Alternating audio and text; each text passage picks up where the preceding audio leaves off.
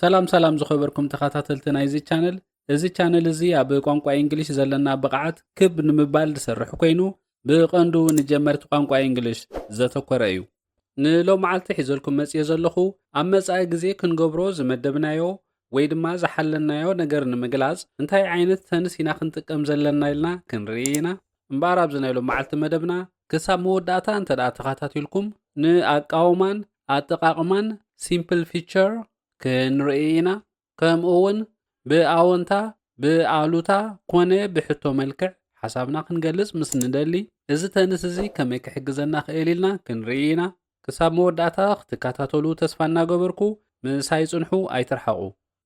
ትምህርትና ንምጅማር እምበር ንሲምፕል ፊቸር ዲፋይን ክንገብሮ ከለና simple feature is used to describe an action that will happen in the future. እዚ ማለት simple feature ንሓደ ኣብ መጻኢ ክንገብሮ ዝሓቅናዮ ወይ ከምዚ ክኸውን እዩ ኢልና እንትንበዮ ነገር ንምግላጽ ዝሕግዘና ዓይነት ተንስ እዩ።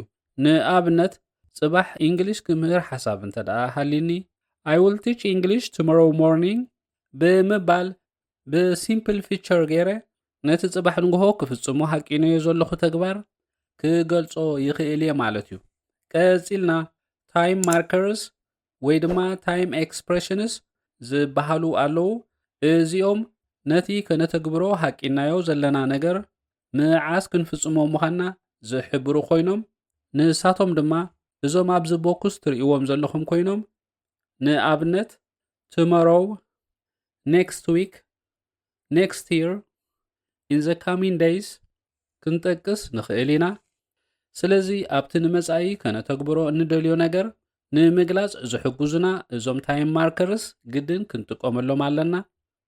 ቀፂልና ንኣቃውማ ሲምፕል ፊቸር ምስ ንርኢ subject plus will plus verb 1 plus object ኮይኖም እዚ will ዝብል ቃል ኣብ ኩሎም subjects ማለት ኣብ first person ኣብ second person ከምኡውን ኣብ third person ኣብ ኩሎም will ኢና ንወስድ።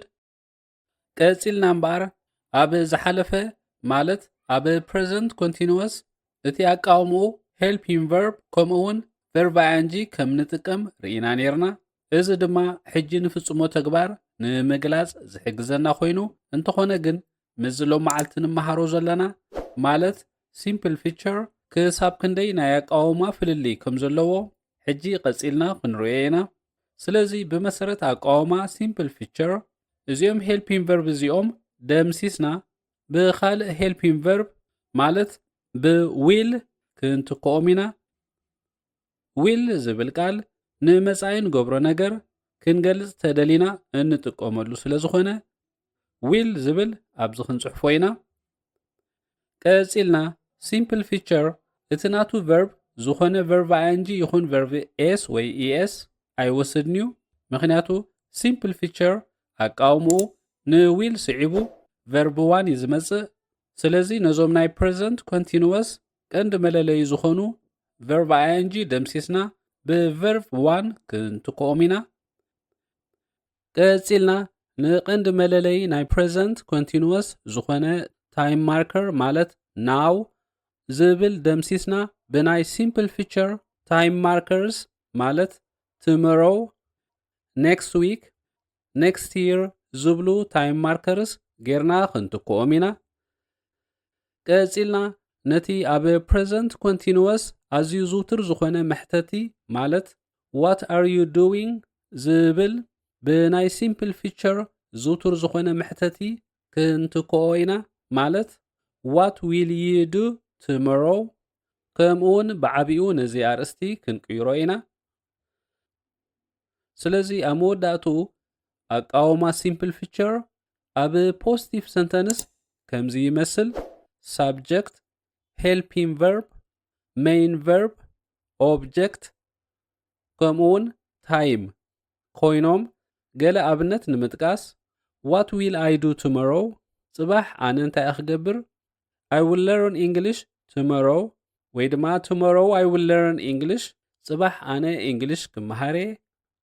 what will we do tomorrow morning ጽባሕ ንግሆ ንሕና እንታይ ኢና ክንገብር tomorrow morning we will watch a film on TV صباح ንግሆ ንሕና ፊልም ክንርኢና what will she do next week ዝመጽእ ዘሎ ሰሙን ንሳ እንታይ ክትገብር she will teach English next week ንሳ ዝመጽእ ዘሎ ሰሙን እንግሊሽ ክትምህር እያ እምበኣር ኣብ simple feature positive sentence ተጠቂምና ሓሳብና ክንገልጽ እንተደኣ ደሊና ነዚ ይመስል ማለት እዩ ቀጺልና ኣብ present continuous ከመይልና ሓሳብና ብኔጋቲቭ ሰንተንስ ወይ ድማ ብኣሉታዊ ሓሳባት ጌርና ንገልጽ ኢልና ብኸምዚ ትርእይዎ ዘለኹም ኣብ ዝሓለፈ ተማሂርናዮ ነርና እምበኣር ንእግረ መገድና ምስቲ ንሎም መዓልቲ ንመሃሮ ዘለና ማለት ኣብ simple feature ብኔጋቲቭ ሰንተንስ ጌርና ሓሳብና ክንገልጽ ከለና ዘለዎም ናይ ኣቃውማ ፍልሊ ክንርኢ ኢና እምበኣር እዞም ትርእይዎም ዘለኹም helping verb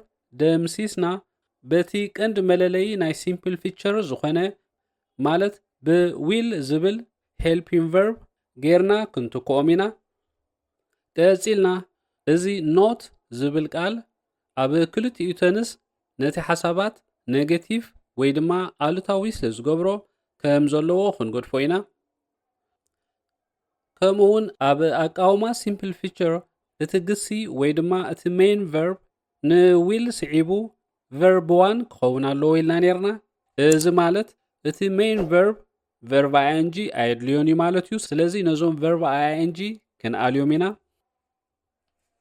ቀጺልና ንናይ ግዜ ፍጻሜ ዝሕብሩና time markers now right now ዝብሉ ቀንዲ መለለይ ናይ present continuous ኣሊና ብናይ simple feature ቀንዲ መለለይ ዝኾኑ time markers ማለት tomorrow next week in the coming days ዝብሉ ክንትክኦም ኢና ስለዚ ኣብ መወዳእትኡ ኣቃውማ ኔጋቲቭ ሰንተንስ ኣብ simple feature ከምዚ ይመስል ማለት እዩ እቲ ፍልሊ ኣቃውማ ኣብ መንጎዞም ክልተ ተንስስ ጽቡቕ ጌርና ኣስተብሂልናሉ ክንከውን ተስፋ ይገብር ስለዚ ገለ ኣብነት ንምጥቃስ I will not learn English tomorrow ኣነ ጽባሕ እንግሊሽ ኣይክመሃርኒ ቀጺልና You will not listen the news on TV tomorrow morning ንስኻ ጽባሕ ንግሆ ዜና ኣይክትሰምዕን ኢኻ ቀጺልና She will not teach English in the coming days ንሳ ኣብዘን ዝመጻ መዓልታት እንግሊሽ ኣይክትምህርን እያ እምበኣር ኣብ simple feature ኔጋቲቭ ሰንተንስ ተጠቂምና ሓሳብና ክንገልጽ ምስ ንደሊ ነዚ ይመስል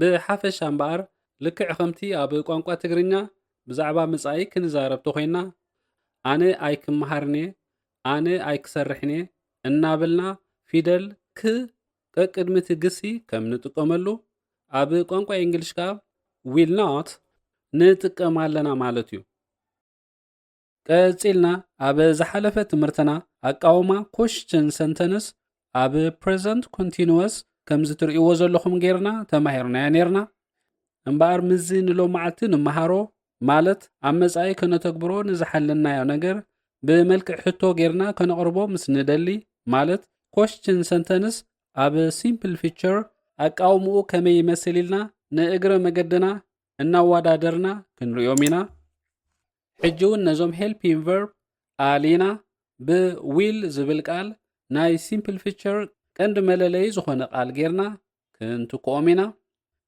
ከምኡውን እዞም ትርእይዎም ዘለኹም verb ing ኣብ simple feature ኣየድልዩናን እዮም ስለዚ ክንኣልዮም ኢና ማለት እዩ ኣብ simple feature እቲ main verb ወይ ከዓ እቲ ቀንዲ ግሲ verb ing ይኹን verb s ዋላ es ኣይወስድን እዩ ቀጺልና እዚ now ዝብል time marker ናይ present continuous ኣብ simple feature እዚ time marker እዚ ስለዘየድልየና ንዕኡ ኣሊና ናይ simple feature time markers ዝኾኑ ኣብዚ ክጽሕፍ tomorrow next week in the coming days ኣብዚ ክጽሕፎም ብቐንዱ ድማ ነዚ ኣርእስቲ ናብ simple feature ክቕይሮ ስለዚ ኣብ መወዳእታ ኣቃውማ question sentence ኣብ simple feature ነዚ ይመስል ማለት እዩ ገለ ኣብነት ንምጥቃስ will I learn English tomorrow ኣነ ጽባሕ እንግሊሽ ክመሃር ደ ቀጺልና Will you watch a film next week? ንስኻ ዝመጽእ ዘሎ ሰሙን ፊልም ትርኢ ዲኻ? ቀጺልና Will she teach English in the coming days? ንሳ ኣብ ዝመጽእ ዘሎ መዓልታት እንግሊሽ ክትምህር ድያ? እምበኣር ኣብ ሲምፕል ፊቸር ንመጻኢ ከነተግብሮ ዝሓለናዮ ብመልክዕ ሕቶ ከነቕርቦ እንተደኣ ደሊና ከምዚ ይመስል ማለት እዩ። ቀጺልና yes or no short answer ኣብ ሲምፕል ፊቸር እንታይ ይመስል ኢልና ክንርኢ ኢና። ንኣብነት will I learn English tomorrow ንዝብል ሕቶ እንተደኣ ክመሃር ሓሳብ ሃሊኒ yes I will ኢለ ክምልስ እየ ማለት እዩ። ዝኾነ ሓሳብ ምዘይህልወኒ ድማ no I will not። ኣብዚ ሓደ ጌጋታት ዝርአ ኣብዚ ሕቶ እዚ መልሲ ክንህብ ከለና ሙሉእ መልሲ ማለት yes I will learn English tomorrow ዝብል ሙሉእ መልሲ ምምላስ ምስቲ yes or no short answer ጌርካ መልሶ ዝብል ዝጋጮ ስለ ዝኾነ እቲ ልክዕ መልሲ yes I will ኢልና ጥራይና ክንምልስ ዝግባአና። እንድሕር ሙሉእ መልሲ ክንምልስ ደሊና ግን ከምዚ ዝስዕብ ጌርና ክንምልስ ንኽእል ኢና yes I will። ስለዚ መጀመርያ ኣብዚ full stop ክገብር ኣለኒ። ብኻልእ ኣዘራርባ ነቲ yes or no short answer ጌርካ መልሶ ዝብል ተግባራዊ ገይረዮ ኣለኹ ማለት እዩ። ድሓር ቀጺለ ሙሉእ መልሲ ክህብ እንተደኣ ደልየ ከም ብሓድሽ I will learn English tomorrow ኢለ ሙሉእ መልሲ ክሰርሕ ይኽእል እየ ማለት እዩ። ስለዚ ብሓፈሻ እቲ መልሲ እንታይ ይኸውን ኣሎ ማለት እዩ yes I will learn English tomorrow። ስለዚ እምበኣር ኣብ simple feature yes or no short answer ተጠቂምና ሓሳብና ክንገልጽ ከለና ከምዚ ይመስል ማለት እዩ። እምበኣር ናብቲ ናይ መወዳእታ ትምህርትና በፂሕና ኣለና። ኣቐድም ኣቢልና ክንሪኦም ዝጸናሕና ኣብ simple feature ክንክተሎም ዝግባአና ኣቃውማን ኣጠቃቅማን ሓሳባት ኮይኑ ሕጂ ቀጺልና ድማ simple feature ተጠቂምና ዝውቱራትን ኣዝዮም ኣገደስቲ ዝኾኑ ሓሳባት እናደጋገምና ክንለማመዶም ኢና። I will try it እዚ ሓሳባት እዚ ኣብ ከመይ ኩነታት ኢና ንጥቀመሉ ኢልና ኣብነት ንምሃብ ዝኣክል ንዝኾነ ሓድሽ ተመክሮ ንዝኾነና ነገር ንምንታይ ዘይፍትኖ እንታይ ኣለዎ ድዩ ንብል ኢና። ስለዚ I will try it ወይ ከዓ I can try it ከምኡ እውን ዝልበስ ክዳውንቲ ይኾነ ጫማ ኣብ ንዕድገሉ ግዜ ከይፈተና ኣይንዕድጎን ኢና። ስለዚ I will try it ንኣደማምፁ ዝምልከት ድማ I will try it። ስለዚ I will try it ወይ ድማ ብሾርት ፎርም ጌርና ነቲ ኣደማምፃ ከንሕፅሮ ንኽእል ኢና። I'll try it ቀጺልና I will call my mom ቀጺልና I will answer it ብመልክዕ ዝርርብ ክንሪኦ ከለና ድማ Mr. A your phone is ringing Mr. B okay I will answer it ኣብዚ I will receive it ክንብል ኣይንኽእልን ኢና። ቀጺልና I will do something ወይ ከዓ I will do nothing ብመልክዕ ዝርርብ ክንሪኦ ከለና ድማ Mr. A what will you do tomorrow Mr. B I will do something Mr. A what is that ወይ ድማ something what Mr. B I will help you ወይ ከዓ I will help him ወይ ከዓ I will help her Mr. A thanks a lot ቀጺልና I will stay here ቀጺልና I will tell